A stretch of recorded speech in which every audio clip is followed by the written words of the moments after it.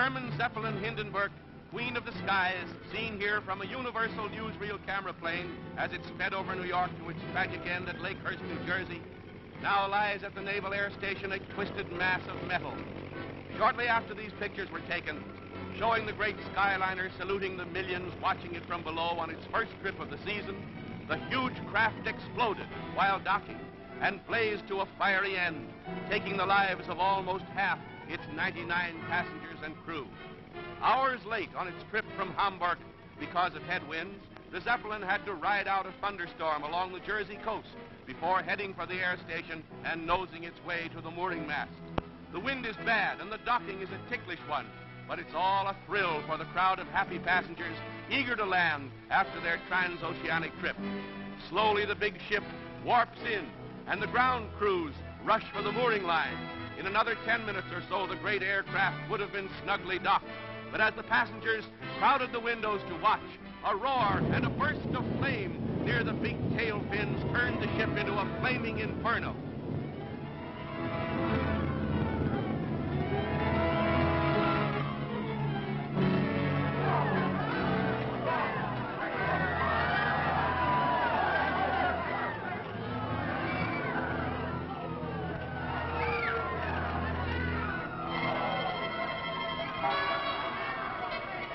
Passengers and crew, the fortunate among them, fell or jumped and were dragged to safety before the fiery furnace took their lives.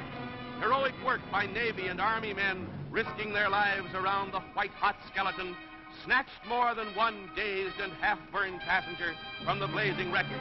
But for the most of those trapped in the incandescent tangle, there was no hope.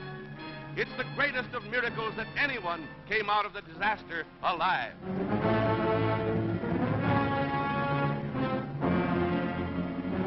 7 million cubic feet of inflammable hydrogen gas blazed up in less than a minute.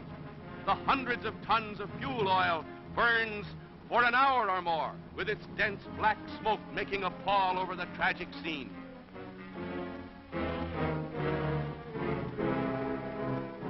In all the history of air disasters, this is the worst, the most terrible. Hailed as the luxury liner of the air, the Hindenburg's horrible end has shocked the entire world. The pride of the skies reaches its journey's end.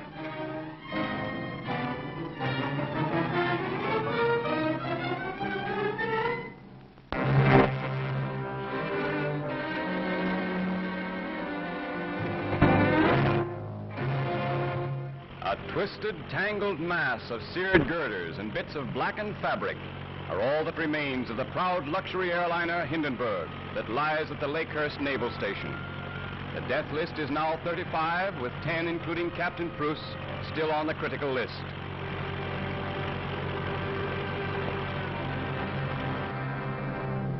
With the next morning's first light, a naval inspection board headed by Captain Haynes inspects the wreckage, as others search the still smoking ruins for a possible clue that might yield a key to the mysterious disaster.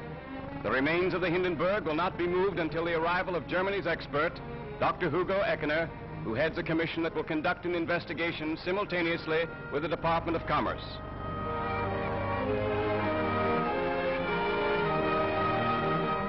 German Ambassador Hans Luther was the first Reich observer to arrive, visiting the injured at the hospital in nearby Lakewood, but refusing to comment on anything connected with the disaster.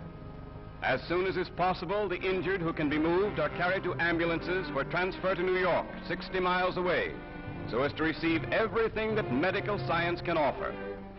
Swathed in bandages, they may be more than thankful for their miraculous escape from the blazing inferno of the Hindenburg.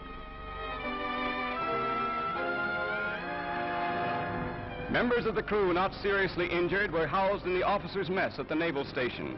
13-year-old Werner Franz, a cabin boy, is the youngest survivor who will appear before the Department of Commerce Investigation Board that calls Commander Rosendahl, head of the naval station, as first witness.